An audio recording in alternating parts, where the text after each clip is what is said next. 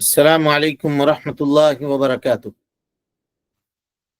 إن الحمد لله نحمده ونستعينه ونستغفره ونعوذ بالله من شرور أنفسنا ومن سيئات أعمالنا. من يهده الله فلا مضل له ومن يضلل فلا هادي له، وأشهد أن لا إله إلا الله وحده لا شريك له، وأشهد أن محمدا عبده ورسوله. أما بعد، فإن خير الحديث كتاب الله، وخير الهدي هدي محمد صلى الله عليه وسلم، وشر الأمور محدثاتها، وكل محدثة بدعة، وكل بدعة ضلالة، وكل ضلالة في النار. محترم حاضرین، سامعین و سامعات، ناظرین و ناظرات، مرکز طوبہ للدراسات الاسلامیہ کی جانب سے منعقد کیے گئے اس درس میں، جس کا عنوان کامیاب زندگی کے سنہرے اصول ہیں، ہم آپ تمام حضرات کا خیر مقدم کرتے ہیں۔ اللہ رب العالمین ہم سب کے مل بیٹھنے کو قبول فرمائے، علم دین، علم نافع سیکھنے، اس کے مطابق عمل کرنے، اس کی دعوت عام کرنے، اور اس راستے میں آنے والی مصیبتوں کے اوپر اللہ رب العالمین ہم سب کو صبر کی توفیق نصیب فرمائے۔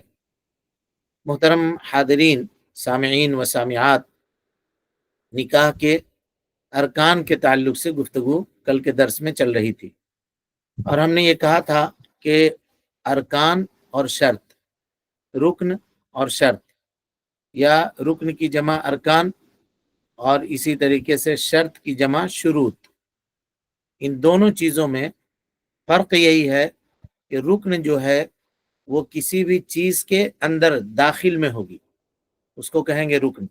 جیسے ہم نے مثال دیا کہ رکوع جو ہے وہ نماز کے لیے رکن ہے، تو رکوع کا وجود کہاں ہے؟ نماز کے اندر ہے، اور وضو نماز کے لیے شرط ہے۔ وضو کا وجود کہاں ہے؟ نماز سے باہر ہے، نماز کے باہر کی چیز ہے۔ یہ دونوں میں فرق ہے، یہ فرق کیجئے گا، کیونکہ جب فقہا کی کتابیں آپ پڑھیں گے تو وہاں یہ چیز آپ کو کام آئے گی، کون سی چیز رکن ہے، کون سی چیز شرط ہے، اس کا فرق اس طرح سے کیا جاتا ہے، جو فقہا تفصیلات بیان کرتے ہیں، اور اس کا جاننا فقہ پڑھنے والے کے لیے زیادہ ضروری ہے۔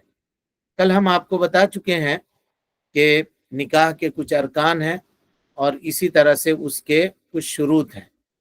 تو رہی بات نکاح کے ارکان کی، تو آپ سب کو معلوم ہے کہ نکاح کے ارکان جو ہیں وہ زوج یعنی شوہر، زوجہ یعنی بیوی، اور ایجاب یعنی جو لڑکی والوں کی طرف سے ہو، نکاح کو پیش کیا جائے، اور قبول جو لڑکا کے جانب سے ہو، جو وہ نکاح کو قبول کرے۔ یہ چار چیزیں ہیں، یہی چار چیزیں ہیں جو ارکان کہلاتی ہیں، میاں بیوی اور ایجاب اور قبول۔ اس کو یاد رکھیے، میاں بیوی، ایجاب اور قبول۔ میاں بیوی کے لیے یعنی زوج اور زوجہ جس کو آپ کہتے ہیں، یا آپ کہیے سمجھنے کے لیے لڑکا اور لڑکی، کیونکہ ابھی یہ میاں بیوی نہیں ہے، یہ دونوں کے دونوں کیا ہیں؟ نکاح کے ارکان ہیں۔ نکاح کا وجود نہیں ہوگا مگر ان دونوں کے وجود سے، اور اگر شوہر موجود نہیں ہے تو نکاح کیسے ہوگا؟ اور اگر بیوی موجود نہیں ہے تو نکاح کیسے ہوگا؟ تو ان دونوں کا ہونا ضروری ہے، اور دونوں کے تعلق سے کون کون ہے اس کا تعین ہونا بھی ضروری ہے۔ مثال کے طور پہ اس میں ابہام نہیں چلے گا۔ ابہام کہتے ہیں، اس کی مثال لیجئے، کہا کہ ایک کے پاس کئی ایک بیٹیاں ہیں، ایک شخص کے پاس کئی ایک بیٹیاں ہیں، اور وہ یہ کہے کہ میں اپنی ایک لڑکی سے تمہارا نکاح کر رہا ہوں، تو اس میں اس نے متعین نہیں کیا سارہ سے، خدیجہ سے، فاطمہ سے، کس سے کر رہا ہے نکاح؟ اس کا ایک بچی سے میں اپنی ایک بچی سے تمہارا نکاح کر دے رہا ہوں۔ یا اسی طریقے سے اس کو الٹ دیجئے، کسی کے پاس 4-5 لڑکے ہوں اور کہا کہ تمہارے ایک لڑکے سے ہم چاہتے ہیں کہ اپنی لڑکی کا نکاح کریں، تو دونوں صورتوں میں یہ نکاح نہیں ہوگا۔ ضروری ہے کہ وہ اس کی وضاحت کرے، میں اپنی بیٹی زینب سے، میں اپنی بیٹی فاطمہ سے، یہ طے کرے، یا اسی طرح یا نہیں تو اس کی صفت بتلائے، میں اپنی سب سے بڑی بیٹی سے، یا میں اپنے سب سے چھوٹی بیٹی سے، یا میں اپنے 3 نمبر کی بیٹی سے، یا 4 نمبر کی بیٹی سے، اس طرح اوصاف بتائے۔ اوصاف سے بھی معاملہ ہو جائے گا، صفتوں سے بھی معاملہ ہو جائے گا، لیکن اگر اس کی تعیین کر دے، اور فقہا کہتے ہیں کہ اس کے جانب اشارہ کر دے اس بچی سے، تو یہ اور درست اور مناسب ہے۔ لیکن کہے کہ میں اپنی بیٹی سے، اور نام بھی نہ لے، اور کہے کہ اپنی بیٹی سے نکاح کر رہا ہوں، اور اس کے پاس صرف ایک بیٹی ہے، تو یہ نکاح درست ہو جائے گی، اس میں کوئی حرج، کیونکہ یہاں پہ تعین کرنے کی ضرورت نہیں ہے۔ جب اس کے پاس ایک ہی بیٹی ہے تو ایک ہی بیٹی سے وہ نکاح کر رہا ہے۔ یہ کیوں ہے؟ اس وجہ سے کہ نکاح کے بعد اختلاف نہ ہو، نکاح کے بعد اختلاف نہ ہو، اور جب کوئی چیز متعین نہیں ہوتی ہے تو اس میں اختلاف کا خطرہ ہوتا ہے۔ تو پہلا جو رکن ہے، یا ان دونوں رکن کو آپ ایک مانیں یا الگ الگ مانیں، تو الگ الگ مانیں گے تو کہیں گے لڑکا اور لڑکی، لڑکا ایک رکن ہوا، لڑکی ایک رکن ہوئی، دونوں میں ان کا متعین ہونا، ان کا طے ہونا، یہ شرط ہے، یہ ضروری ہے۔ ابھی اس پر اور مزید گفتگو آپ کے سامنے آئے گی۔ اس کے بعد ہے ایجاب اور قبول۔ ایجاب اور قبول، ایجاب کہتے کس کو ہیں؟ ایجاب کہتے ہیں نکاح کے پیش کرنے کو، جس کے ذریعے سے عقد نکاح واجب ہوتا ہے۔ اور یہ کہاں کون کرے گا؟ تو یہ لڑکی کے ولی کریں گے، یا لڑکی کے ولی جس کو متعین کر دیں، قاضی صاحب کو یا امام صاحب کو جو نکاح پڑھا رہے ہیں، وہ کیا ہے؟ لڑکی کے والد کے بہاف، ان کے نائب بن کر کے کہہ رہے ہیں فلاں بنت فلاں، فلانا بنت فلاں کا نکاح آپ کے ساتھ کیا جا رہا ہے، اس طرح سے۔ تو یہ جو پیش کرنا ہوا نا نکاح کو، اس کو کہتے ہیں ایجاب۔ ایجاب، لڑکا موجود ہے، سب نکاح کی محفل ہے، اب وہ کہہ رہے ہیں کہ فلاں کی لڑکی آپ سے اس کا نکاح کیا جا رہا ہے، اتنا کہنا۔ اور اس میں اور چیزیں ہوتی ہیں کہ گواہوں کی موجودگی میں، اتنا مہر میں، اگر مہر متعین ہے تو نام لیا جاتا ہے اتنے مہر میں، اور آپ کے ساتھ نکاح کیا جا رہا ہے۔ یہ جو جملہ ہوا نا، اسی کو کہتے ہیں ایجاب، یہ لڑکی والے کراتے ہیں ایجاب۔ اب لڑکا کیا کرے گا؟ لڑکا اس کو قبول کرے گا، کہے گا ہاں ہمیں قبول ہے، یا یہ کہے گا میں نے قبول کیا، ٹھیک ہے، میں نے قبول کیا۔ اور قبول کے علاوہ اگر کوئی لفظ بولے تو اس کا کیا مسئلہ ہے، وہ ابھی آپ کے سامنے بات آ رہی ہے۔ تو کہا ایجاب اور قبول، یہ دونوں شرط ہے عقد نکاح کے لیے، دونوں رکن ہیں، اور ان دونوں ارکان کے پائے بغیر نکاح کسی کا مکمل نہیں ہوگا، نکاح کسی کا بھی مکمل نہیں ہوگا۔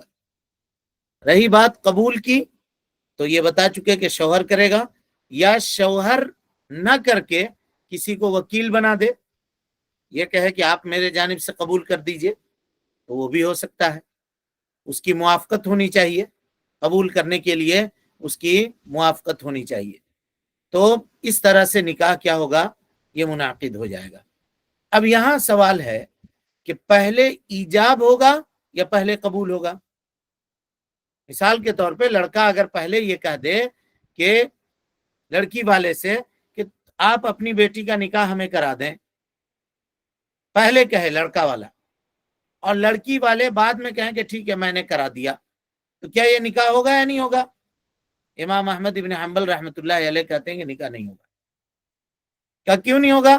کہا کہ قبول جو ہے وہ ایجاب کے بعد ہوگا، قبول کرنے والے دولہا والے ہیں، لڑکے والے ہیں، تو وہ دیر سے بولیں گے، پہلے نکاح ان پر پیش کیا جائے گا، پھر وہ اس کو قبول کریں گے۔ بہرحال یہ فقہی مسئلہ ہے، اور اس کی بہت گہرائی میں جانے کی ضرورت نہیں ہے، خامخواہ کا وہ بسا اوقات لوگ کنفیوز ہوتے ہیں مسئلے میں، لیکن اتنا ہم آپ کو بتا دے رہے ہیں کہ یہ رکن ہے لڑکا لڑکی، ایجاب اور قبول، ایجاب اور قبول۔ ایجاب لڑکی والے کریں گے، اور لڑکا والا اس کو قبول کرے گا، یا لڑکا اس کو قبول کرے گا۔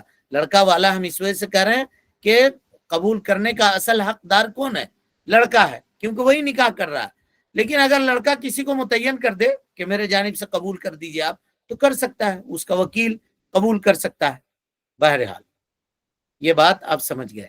اب فقہا کا اس سلسلے میں اختلاف ہے کہ کیا ایجاب اور قبول کے لیے یہ شرط ہے کہ وہ عربی زبان کے اندر ہو؟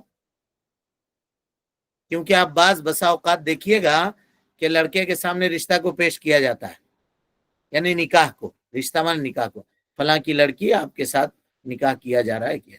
اگر وہ کہہ دے کہ میں نے قبول کیا تو کہتے ہیں نہیں، قبول کیا ایسا نہیں بولو، بولو قبیل تو کہو، زبردستی اس کو عربی کہلائی جاتی ہے۔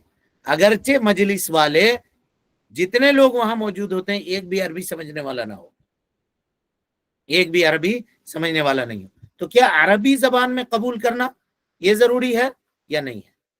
تو فقہا کہتے ہیں کہ ایجاب اور قبول کے لیے اولا اور افضل یہ ہے کہ وہ عربی زبان کے اندر ہو، اگر میاں اور بیوی جو ہیں یہ عربی ہوں یا عجمی ہوں، دونوں صورتوں میں۔ لیکن شرط کیا ہے کہ وہاں آس پاس جو لوگ بیٹھے ہوئے ہیں وہ اس کو سمجھ رہے ہوں، اس زبان کو جو زبان بول رہے ہیں۔ یعنی مثال کے طور پہ نکاح پڑھانے والے جو ہیں صاحب وہ مولانا ہیں، عام طور پہ مولانا ہی صاحب نکاح پڑھاتے ہیں، اور جو نکاح کر رہا ہے دولہا وہ بھی مولانا ہے۔ اب انہوں نے کہہ دیا کہ تزوج تو فلاں بنت فلاں، ہے نا، اب اس نے کہہ دیا قبیل تو، اب سامنے جو لوگ بیٹھے ہوئے ہیں وہ کچھ پتہ نہیں چلا کیا بولے مولوی صاحب، کوئی دعا تو نہیں پڑھ دیے، کوئی سورت تو نہیں پڑھ کے سنا دیے، کوئی قرآن کی آیت تو نہیں پڑھے۔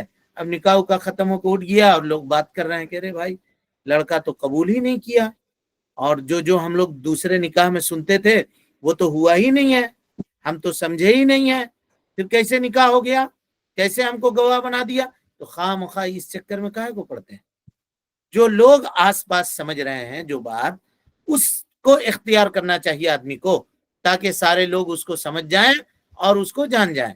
یہ کوئی شرط اور ضروری نہیں ہے، لیکن ہاں آس پاس کے بیٹھنے والے لوگ وہاں پہ اکثر لوگ عربی زبان سے واقف ہیں، اور اگر کوئی آدمی عربی زبان میں ایجاب و قبول کرتا ہے تو بہتر ہے، کوئی حرج کی بات نہیں ہے۔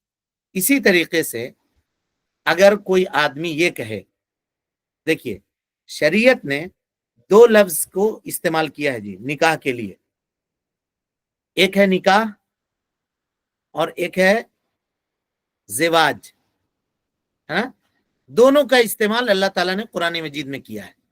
فَانْكِحُوا مَا طَابَ لَكُم مِّنَ النِّسَاءِ مَثْنَى وَثُلَاثَ وَرُبَاعَ، یہاں انکاح نکاح کا لفظ ہے، اور اسی طرح سے قرآن مجید کی آیت ہے، اللہ تعالیٰ فرماتا ہے فَلَمَّا قَضَى زَيْدٌ مِّنْهَا وَطَرًا جَوَّزْنَاكَهَا، اے اللہ کے نبی صلی اللہ علیہ وسلم جب زید نے اس سے معاملہ پورا کر لیا اور ان لوگوں کا طلاق ہوا تو ہم نے زینب سے آپ کا نکاح کر دیا،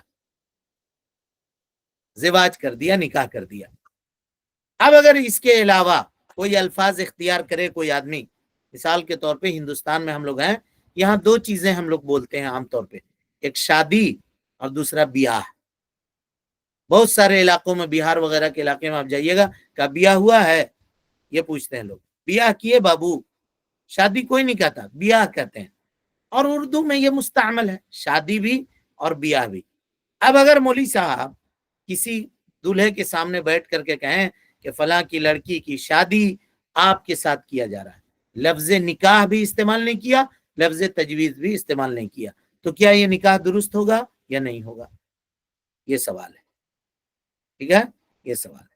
ابھی اس کو سمجھیے، صورت مسئلہ آپ سمجھ گئے، اب دیکھیے بات کو سمجھیے کہ اگر کسی ایسے لفظ میں یا ایسی زبان میں اس کو کہا جا رہا ہے جس سے آس پاس کے لوگ اس نکاح مراد لیتے ہیں، تو علماء کی اکثریت یہ کہتی ہے کہ اس سے معاملہ ہو جائے گا، نکاح ہو جائے گا۔ لیکن امام شافعی رحمۃ اللہ علیہ کہتے ہیں کہ نہیں، اس سے نکاح نہیں ہوگا۔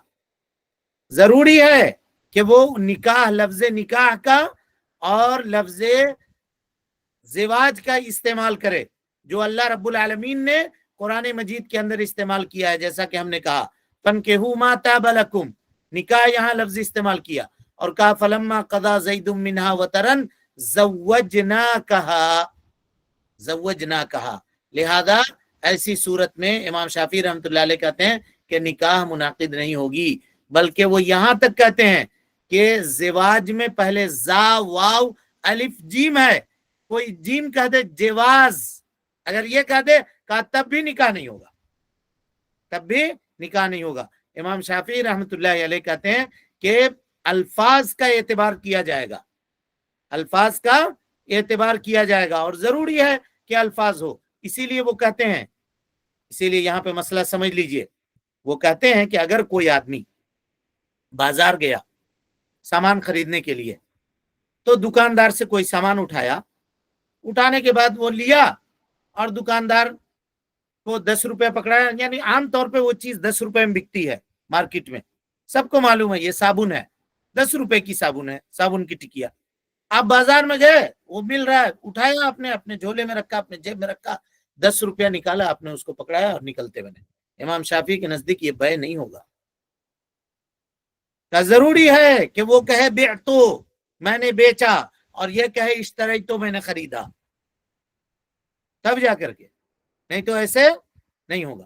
اب اگر اس قاعدے پر آپ دیکھیے گا تو آج کل کے زمانے میں جو شاپنگ مال وغیرہ ہیں اور دوسری جگہ جو ہے، وہاں اگر کوئی آدمی جا رہا ہے اور جا کر کے سامان اٹھا کر کے رکھ کر کے آ رہا ہے، اور آج کل مشینیں ہیں، سب کو معلوم ہے، ساری چیز اسکین کیجئے اور اتنا پیسہ وہاں سبمٹ کیجئے اور لے کے چلتے بنیے آپ سامان۔ کوئی دکان میں کہیں پہ آدمی بھی نہیں ہے، ریلوے اسٹیشن میں اور اسی طریقے سے ایئرپورٹ وغیرہ پہ آپ دیکھیے، جو چیز آپ کو پسند ہے اتنا پیسہ وہاں آپ ڈالیے اور اس کے بعد بٹن دبائیے، وہ آپ کو آ گیا۔ بعتو اشتریتو کہنے والا کوئی موجود نہیں ہے۔ امام مالک رحمت اللہ علیہ کہتے ہیں، اور مالکیہ کا مذہب جو ہے بیوع میں یہ سب سے مضبوط ہے جی، سب سے مضبوط ہے بیوع میں، سمجھ رہے ہیں، خرید و فروخت میں۔ لہذا مالکیہ کہتے ہیں کہ نہیں، کوئی بھی لفظ ہو اگر یہ دلالت کر رہی ہے اس بات کے اوپر تو ہو جائے گا۔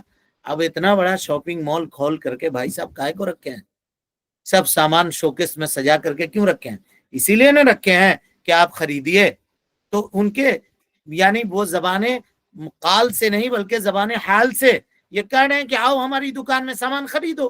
اب ہم سامان خرید کے گئے اور پیمنٹ کیا اور معاملہ کیا، تو اسی پہ فقہ کا وہ معاملہ بنتا ہے کہ اگر کوئی آدمی شاپنگ مال میں گیا، اندر داخل ہوا، بچے کو آپ ساتھ میں لیے ہوئے ہیں، بچہ رونے لگا، ہمیں چاکلیٹ چاہیے، آپ نے چاکلیٹ ایک ہاتھ میں اس کو پکڑا دیا، اب وہ لے کر کہہ رہا ہے کہ نہیں اس کو کھول کر کے ہمیں دو، تو کیا آپ کھا سکتے ہیں یا نہیں کھا سکتے ہیں؟ اسی طرح سے آپ کو شدید پیاس لگی ہے، کیا پانی کا بوتل آپ اٹھا کر کے پی سکتے ہیں یا نہیں پی سکتے ہیں؟ کہ ضروری ہے پہلے کاؤنٹر پہ جائیں، اس کا پیسہ پیمنٹ کریں اور اس کے بعد اس کو پیئیں؟ تو راجع مسئلہ اس میں یہ ہے کہ پی سکتے ہیں، الا یہ کہ وہ دکاندار یہ کہہ دے کہ اندر کھانا پینا منع ہے، کوئی بھی آدمی نہ کھائے گا۔ بسا اوقات جب سیزن پہ بھیڑ ہوتی ہے تو اعلان کرتے ہیں کہ اندر پلیز کوئی آدمی نہ کھائے، اندر کوئی آدمی نہ پیے، باہر نکلے لوگ، اس طرح کی بات۔ تو اگر وہ یہ کہہ رہے ہیں کہ کھانا پینا یہاں منع ہے، تب ایسی صورت میں آپ نہیں لے سکتے ہیں۔ لیکن اگر اس طرح کی کوئی بات نہیں ہے تو آپ بوتل کھول کے استعمال کر لیا، اور وہ بوتل رکھے ہوئے ہیں کاؤنٹر پہ جا کر کے اس کا پیسہ دے دیا، اس کو دکھا دیا، اس نے اسکین کیا، آپ نے پیسہ دیا، آپ نکل گئے، سمجھ رہے ہیں؟ تو یہی بیسٹ ہوتا ہے، فقہ کا قاعدہ ہے کہ کیا مقصد کا اعتبار ہوگا یا الفاظ کا اعتبار ہوگا۔ امام شافعی رحمۃ اللہ علیہ کہتے ہیں مقصد کا بھی اعتبار ہوگا اور لفظ کا بھی اعتبار ہوگا، اور امام مالک رحمۃ اللہ علیہ اور دیگر کہتے ہیں، امام حنیفہ اور دیگر لوگ، کہ نہیں، اگر مقصد سے یہ بات واضح ہو جا رہی ہے تو پھر الفاظ کی ضرورت نہیں ہے، الفاظ کی ضرورت نہیں ہے۔ امید کہ آپ مسئلہ سمجھ گئے ہوں گے، اچھی بات ہے۔ یہاں ایک اور فقہا جو گفتگو کرتے ہیں، یہ دیکھیے، یہ سب باتیں جو ہے نا بڑی گہری ہیں، اور ان کے اوپر اور بہت سارے اختلافات کا تذکرہ کیا جا سکتا ہے، لیکن ہم جتنا کم ہو سکے صرف آپ کو علمام کے لیے کہ مسئلہ اس طرح سے بتا دے رہے ہیں۔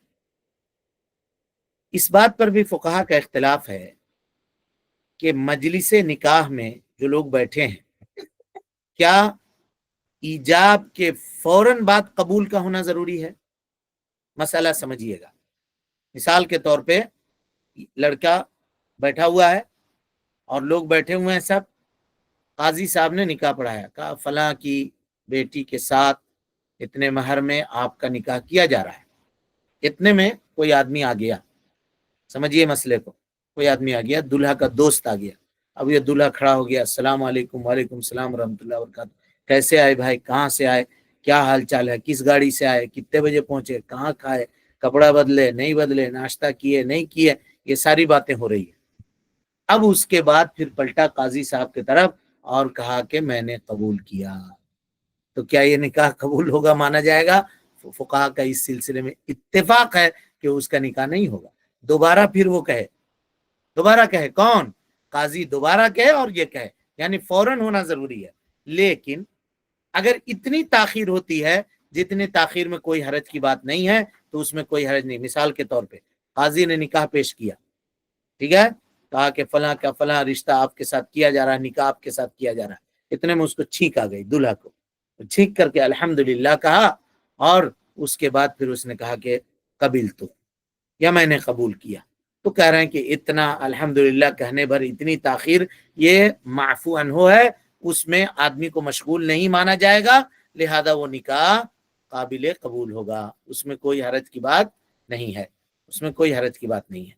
तो पता ये चला कि अगर इतनी ताखीर हो कि जितनी ताखीर में मामला यानी आदमी के बेरगबती का इजहार हो, तो ऐसी सूरत में दोबारा उसको ईजाब और कबूल करवाया जाएगा, बगैर उसके वो निकाह मुनाकिद नहीं होगी। ये अरकान थे।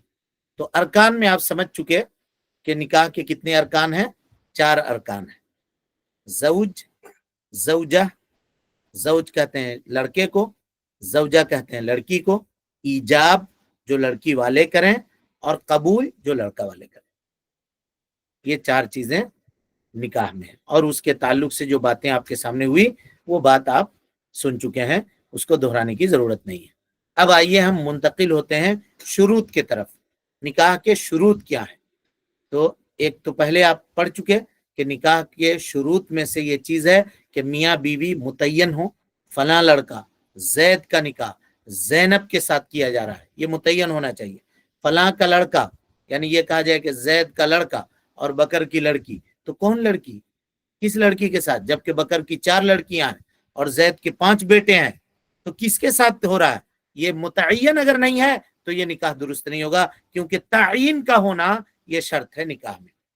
और दूसरी चीज तो बहुत अहम है और इसी के ताल्लुक से बहुत सवालात आते हैं, वो क्या है? मियाँ बीवी का रजामंद होना, ये भी शर्त है। अगर मियाँ बीवी आपस में राजी नहीं है तो निकाह नहीं होगा, ये शर्त है। दोनों के तराजी का एतबार किया जाएगा, दोनों राजी होना चाहिए।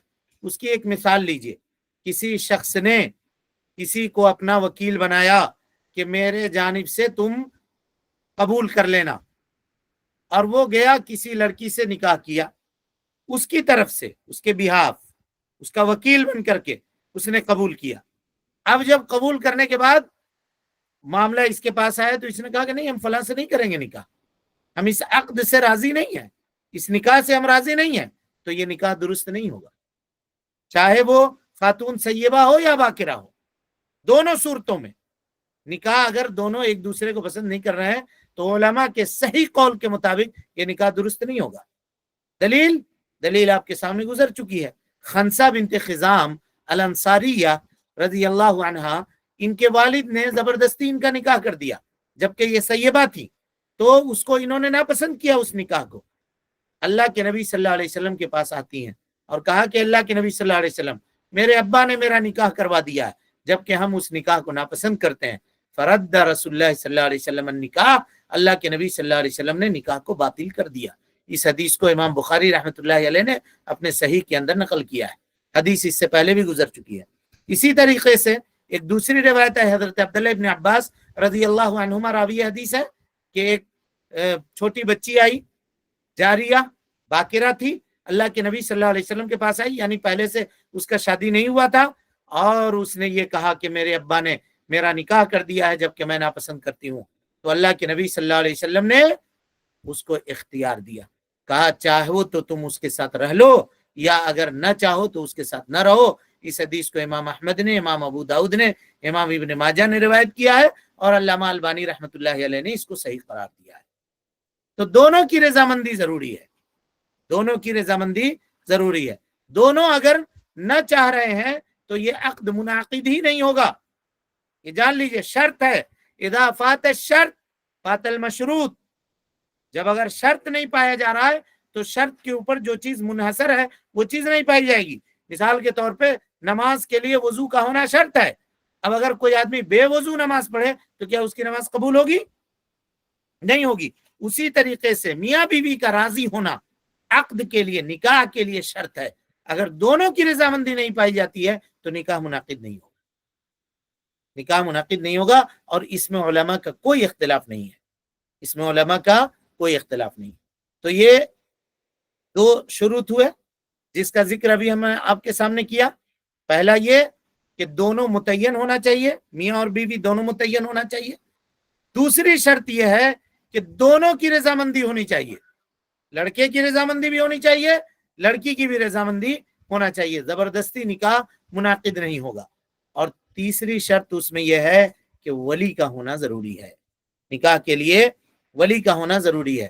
حدیثیں آپ کے سامنے گزر چکی ہیں، لا نکاح الا بولی، لا نکاح الا بولی، بغیر ولی کے نکاح درست اور صحیح نہیں ہے۔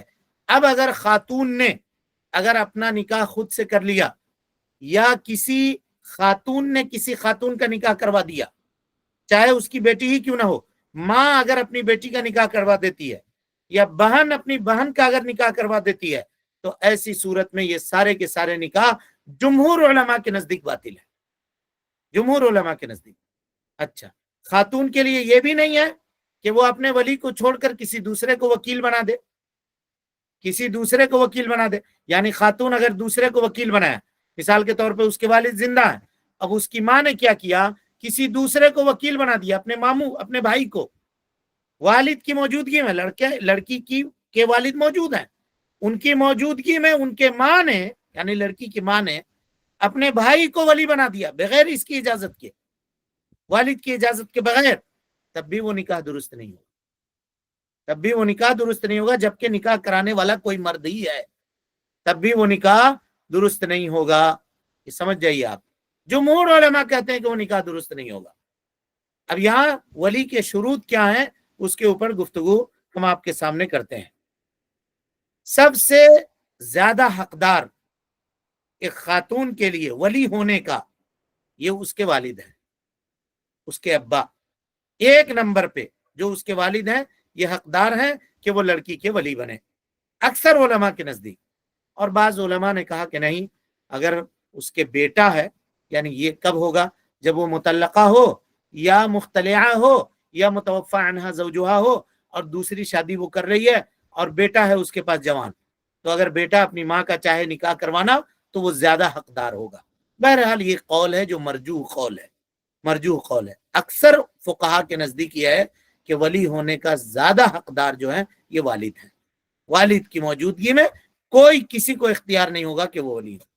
ابا کا انتقال ہو گیا، نہیں ہے موجود، یا کہیں اور ہے، تو ایسی صورت میں ولایت والد سے منتقل ہو کر کے کہاں جائے گی، تو کہتے ہیں کہ دادا کی طرف جائے گی، اس لیے کہ دادا جو ہے یہ حقدار ہوتا ہے کس کے، باپ کے درجے میں ہوتا ہے، دادا باپ کے درجے میں ہوتے ہیں۔ اور اسی کو آپ دیکھیے گا، مثال کے طور پہ کوئی لڑکا یا لڑکی یتیم ہوئی، ٹھیک ہے، لڑکا اور لڑکی یتیم ہو گیا یا ہو گئی، تو اب ایسی صورت میں وہ یتیم بچے اور بچیوں کی پرورش و پرداخت اس کے جانب لوٹے گی، دادا کی طرف لوٹے گی۔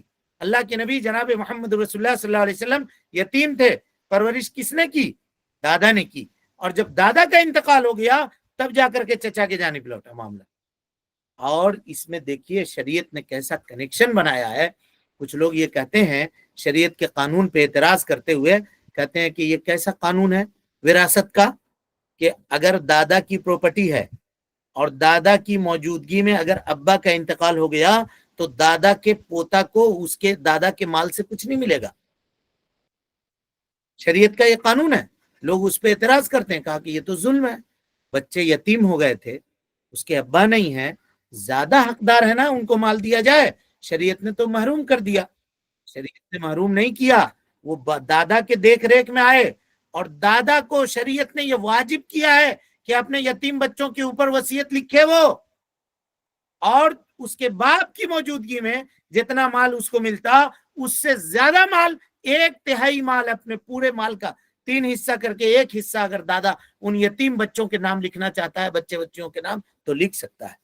اب بتائیے شریعت نے اس کے اوپر ظلم کیا یا نہیں کیا؟ اگر شریعت آپ کو سمجھ میں نہ آئے تو اس کا کیا مطلب کہ شریعت بیکار ہے؟ شریعت بیکار ہے؟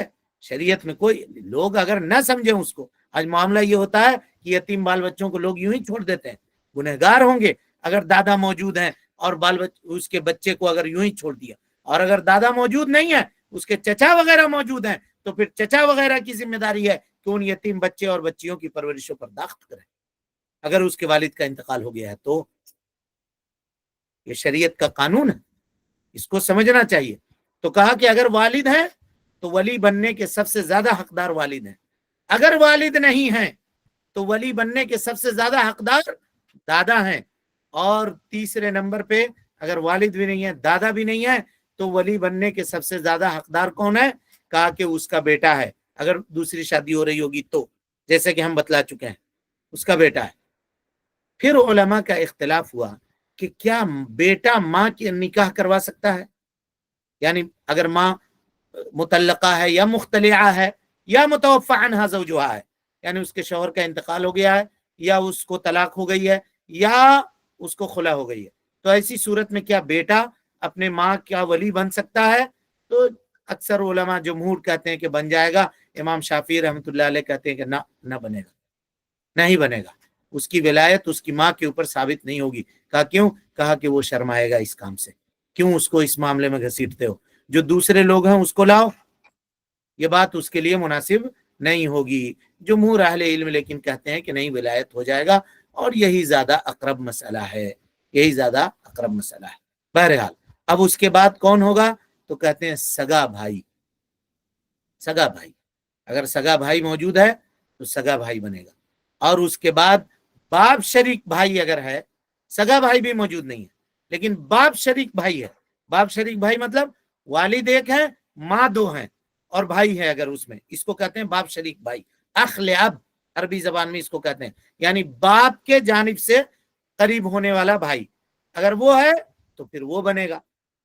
اور کچھ فقہا یہ کہتے ہیں کہ دونوں کا درجہ برابر ہے، اخ شقیق کا یعنی سگا بھائی کا، ماں ایک باپ ایک، اس کو کہتے ہیں اخ شقیق سگا بھائی، اور اخ لاب کہتے ہیں ماں دو باپ ایک، اس کو کہتے ہیں اخ لاب۔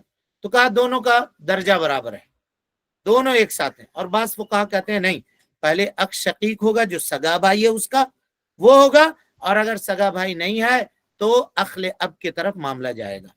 تو کہا کیوں ایسا کہتے ہیں؟ دونوں برابر ہے، ایک دو رشتے سے قریب ہو رہا ہے، یعنی ماں باپ دونوں رشتے سے ایک قریب ہو رہا ہے، اور ایک صرف باپ کے رشتے سے قریب ہو رہا ہے، تو دونوں کا درجہ کیسے برابر ہے؟ کہا دیکھو، اخل جو ہے، اخل مانے ماں شریک بھائی، ماں شریک بھائی جو ہے، ماں شریک بھائی کا شریعت نے اعتبار نہیں کیا ہے، وہ ولی نہیں بن سکتا۔ تو کہا ماں کو مائنس کر دو۔ رہی بات اخ لاب دونوں ہیں تو دونوں ایک ہی کیٹیگری میں آ گئے، دونوں ایک ہی کیٹیگری میں آ گئے۔ بہرحال یہ فقہا کا اختلافی مسئلہ ہے، ہم صرف آپ کو علمام کراتے چل رہے ہیں کہ کس طرح سے دیکھیے آپ اپنے دین کی خوبصورتی کو سمجھنے کی کوشش کیجیے۔ کہا کہ اخ شقیق اگر اس کا سگا بھائی ہے تو وہ کرائے گا، اور اگر سگا بھائی نہیں ہے تو اخ لاب باپ شریک جو بھائی ہے وہ بچی کا نکاح کروا دے گا، ٹھیک ہے۔ اب اس کے بعد کون کرائے گا؟ تو کہا اس کے بھتیجے کروائیں گے، بھائی کے جو بیٹے ہیں وہ کروائیں گے، اگر بھائی کا بھی انتقال ہو گیا ہے تو بچی کے بھائی کے جو بیٹے ہیں وہ بن جائیں گے۔ کہا اس کے بعد چچا بنیں گے، کہا چچا بھی نہیں ہے تو کہا چچا کے بیٹے ہیں وہ بنیں گے، کہا ماموں بنیں گے، کہا نہیں، جمہور علماء کے نزدیک ماموں جو ہے یہ ولی نہیں بن سکتے ہیں، ماموں ولی نہیں بن سکتے ہیں۔ حنفیہ کہتے ہیں کہ ہر کوئی جس کو وراثت میں حق ملتا ہے وہ ولی بنے گا، اور جمہور کہتے ہیں کہ نہیں، صرف عصبہ جو ہوگا وہی ولی بنے گا، جس کا حق شریعت نے متعین نہیں کیا ہے۔ عصبہ کس کو کہتے ہیں؟ یہ دیکھیے، یہ فرائض کا مسئلہ ہے، جس کا حق شریعت نے متعین نہیں کیا ہے، جو مال بچ جائے اصحاب فروض کو دینے کے بعد وہ واسبہ لے جائے گا، وہی ولایت کا حقدار ہوگا، وہی ولایت کا حقدار ہوگا جن لوگوں کا تذکرہ ابھی آپ کے سامنے آ چکا ہے۔ لیکن اگر کسی کا کوئی نہیں ہے، نہ باپ نہ بھائی اور کوئی بھی نہیں ہے، تو ایسی صورت میں اگر ماموں کو متعین کیا جائے تو ماموں بن سکتے ہیں، لیکن ان لوگوں کی موجودگی میں وہ نہیں بنیں گے، ان لوگوں کی موجودگی میں نہیں بنیں گے۔ اور کہا کہ اگر کوئی خاتون ایسی ہے جس کا کوئی نہیں ہے دنیا میں، تنہا ہے، اکیلے ہے، تو اس کا کون ولی بنے گا؟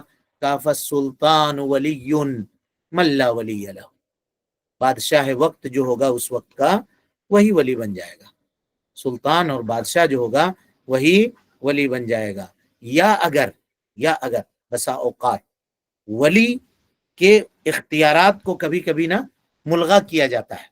ملغا کب کیا جاتا ہے؟ کہ کوئی ولی ایسا ہے جو اپنے ولایت کے اوپر، یعنی بچی کے اوپر ظلم کر رہا ہے یا اور کوئی معاملہ ہے، تو ایسی صورت میں اگر بادشاہ نے یا حاکم وقت نے یا قاضی نے اس کے ولایت کو منسوخ کر دیا، کہا کہ نہیں، لڑکی کے اوپر تمہارا کوئی اختیار نہیں چلے گا، تو اب ایسی صورت میں لڑکی کا کون اختیار ہوگا؟ با اختیار ہوگا جو اس کا نکاح کروا دے۔ تو کہا فالسلطان ولی من لا ولی لہ، بادشاہ جو ہوگا وہ ولی ہوگا جس کا کوئی بھی ولی نہیں ہے، اور وہ اس کا نکاح پڑھائے گا یا اس کا نکاح کروائے گا۔ لیکن یہاں سلطان سے مراد کون ہے؟ سلطان سے مراد جو بادشاہ ہے، رئیس ہے ملک کا، شہر کا، وہ ہوگا، اور نہیں تو پھر قاضی ہوگا، یا قاضی بھی وہاں موجود نہیں ہے تو شہر کے جو بڑے لوگ ہیں وہ ہوں گے، جو وہاں کے بڑے مفتی ہیں، بڑے امام ہیں، وہ ہوں گے، یا قاضی اگر ہیں، عدالت کورٹ کسی کو متعین کر دیتی ہے کہ فلاں ولی بن کر کے اس کا نکاح کر دے، تو وہ لوگ ہوں گے۔ اور اگر کوئی ایسے جگہ پر یا کسی ایسے ملک میں لوگ رہ رہے ہیں جہاں مسلمان اقلیت میں ہیں اور ان کا کوئی اس طرح کا معاملہ نہیں ہے، تو ایسی صورت میں فقہا نے یہ کہا کہ امام مسجد کے پاس جا کر کے وہ معاملے کو پیش کریں گے، امام مسجد ان کے معاملے کو دیکھیں گے اور وہاں پہ ان کا عقد کیا جائے گا۔ اگر کہیں پر کچھ بھی موجود نہیں ہو تو، کچھ بھی موجود نہیں ہو تو، اور اس کے بعد اگر کوئی مسلمان ہے یا اسلام اس نے قبول کیا ہے، تو جس کے ہاتھ پہ اسلام کی نعمت اسے حاصل ہوئی ہے تو وہ اس کا ولی ہو جائے گا، اس خاتون کا۔ یا اگر نہیں کسی خاتون کے ہاتھ پہ اس نے اسلام قبول کیا ہے، تو ایسی صورت میں وہ جس کو بنانا چاہے، گاؤں کے، سماج کے اچھے آدمی کو، اس کو وہ اپنا ولی بنا سکتی ہے، اس میں کوئی حرج کی بات نہیں ہے۔ ولایت کی جو ترتیب آپ کے سامنے ذکر کی گئی ہے، یہ یاد رکھیے گا، ولایت کے اس ترتیب کو ترک کر کے ولی اقرب کی موجودگی میں ولی ابعد یعنی دور والا ولی اگر نکاح کروا دیتا ہے تو جمہور علماء یہ کہتے ہیں کہ نکاح درست نہیں ہوگا، نکاح درست نہیں ہوگا۔ والد کی موجودگی میں اگر بھائی کھڑا ہو کر کے شادی کروا دے، نکاح نہیں درست ہوگا، یا والد کی موجودگی میں دادا نکاح کروا دیں تو درست نہیں ہوگا۔ اقرب جو ہے وہ، ورنہ اس کی اجازت ہونی ضروری ہے، اس کی اجازت ہونی ضروری ہے، بغیر اس کی اجازت کے وہ نکاح نہیں ہوگا۔ اچھی بات ہے۔ کبھی ایسا ہوتا ہے کہ ابعد نے نکاح کروا دیا، یعنی مسئلے کو سمجھیے، صورت مسئلہ کو سمجھیے، تب بات واضح ہوگی۔ بھائی نے نکاح کروا دیا والد کی موجودگی میں، والد کو معلوم نہیں، نکاح ہو گیا۔ اب اس کے بعد والد نے اجازت دے دی، کہا چلو ٹھیک ہے، کروا دیا، کوئی حرج کی بات نہیں ہے۔ کیا یہ نکاح صحیح ہوگا یا نہیں ہوگا؟ ہاں، سمجھے صورت مسئلہ کہ نہیں سمجھے؟ والد موجود ہیں، یا والد ہم بار بار کہہ رہے ہیں، ولی اقرب کہیے، جو قریبی ولی ہے، جو ترتیب ہم نے بیان کیا نا، سب سے پہلے والد، اس کا دادا، اس کا بھائی، اس طرح سے۔ تو والد اگر نہیں ہے موجود تو دادا کی طرف آئے گا، دادا نہیں ہے موجود تو بھائی کی طرف آئے گا، یہ بات ہوئی۔ والد موجود ہیں یا دادا موجود ہیں، بھائی نے نکاح کروا دیا، نکاح ہو گیا، ان لوگوں کو معلوم نہیں ہے، دونوں کو، نہ باپ کو معلوم ہے اور نہ دادا کو معلوم ہے، باپ کی موجودگی میں دادا کو بھی نہیں پتا ہے، اور اگر باپ موجود ہے تو دادا کا کوئی کام نہیں ہے، کوئی اختیار نہیں ہے، پتہ نہیں ہے، نکاح ہو گیا۔ اور اس کے بعد دونوں آئے، پہنچے کہ ہم لوگوں نے نکاح کر دیا. ارے کون نکاح کروایا؟ بھائی نکاح کروا دیا. اچھا بھائی کروا دیا، چلو ٹھیک ہے. جب اس نے کروا دیا ہے تو کیا یہ اجازت دینا نکاح درست ہوگا یا نہیں ہوگا؟ اہل علم کے نزدیک اختلاف ہے. شافعیہ اور حنابلہ کہتے ہیں نکاح صحیح نہیں ہوگا اور نکاح منعقد ہی نہیں ہوگا، اور اس نکاح کو مانیں گے کہ یہ بغیر ولی کے منعقد ہوا، بغیر ولی کے منعقد ہوا. کیوں؟ اس لیے کہ ولی اقرب کی موجودگی میں ولی ابعد کالعدم ہے، اس کا ہونا نہ ہونا وہ پاورلیس ہے، پاورلیس ہے. اور جب پاورلیس ہے تو اس کا نکاح ہوا ہی نہیں. اور امام احمد ابن حنبل رحمت اللہ علیہ ایک روایت میں کہتے ہیں کہ نکاح ہو جائے گا اگر وہ اجازت دے دیا ہے تو، لیکن یہ مرجوح قول ہے، یہ صحیح نہیں ہے. تب کیا کرنا پڑے گا؟ اب اس نے اجازت دے دی ہے تو اب یہ دونوں تجدید نکاح کریں گے، پھر سے نکاح کریں گے، پھر سے نکاح کریں گے، تب جا کر کے یہ نکاح ان دونوں کا منعقد ہوگا. بصورت دیگر یہ نکاح منعقد نہیں ہوگا. سمجھ گئے؟ بصورت دیگر نکاح منعقد نہیں ہوگا. اس کے بعد آئیے ولایت کے لیے کیا شرط ہے؟ ولایت کے لیے کچھ شروط ہیں، ولی بننے کے لیے کچھ شروط ہیں. ہاں ضرور شرط ہے. سب سے پہلا شرط جو ہے ولی بننے کے لیے وہ ہے عقل کا ہونا. جو ولی بن رہا ہے نا وہ عقل مند ہونا چاہیے. پاگل اگر ہے، مجنون ہے یا معتوہ ہے، عقل جس کی کمزور ہے، جس کو کہتے ہیں آپ، اگر وہ ہے تو وہ ولی نہیں بن سکتے. اسی طرح سے آزاد ہونا اس کے لیے شرط ہے، غلام نہیں ہو. اسی طرح سے اگر خاتون مسلمہ ہے تو اس کے ولی مسلمان ہی ہو سکتے ہیں، کوئی دوسرا نہیں ہو سکتا. اور اسلام کا ہونا یہ شرط ہے. یہ مسئلہ کب پیش آئے گا؟ یہ مسئلہ اس وقت پیش آئے گا مثال کے طور پہ کوئی خاتون مسلمان ہوئی، اب اس کے ابا کافر ہیں، تو ایسی صورت میں کیا وہ ولی بن سکتے ہیں اس کے یا نہیں بنیں گے؟ یہاں پہ یہ مسئلہ پیش آئے گا کہ کسی بھی مسلمہ کے اوپر، خاتون کے اوپر کافر کی ولایت نہیں چلے گی. اسی طریقے سے مرد کا ہونا شرط ہے. خاتون کبھی بھی ولی نہیں بنے گی چاہے وہ رشتے میں کسی بھی شکل کے رشتے میں ہو، چاہے ماں ہو، پھوپھی ہو، خالہ ہو، نانی ہو، کوئی بھی شکل ہو، بہن ہو، بڑی بہن ہو، چھوٹی بہن ہو، کچھ بھی ہو، اس کا اعتبار نہیں ہے. اس کے لیے مذکر کا ہونا شرط ہے. اسی طرح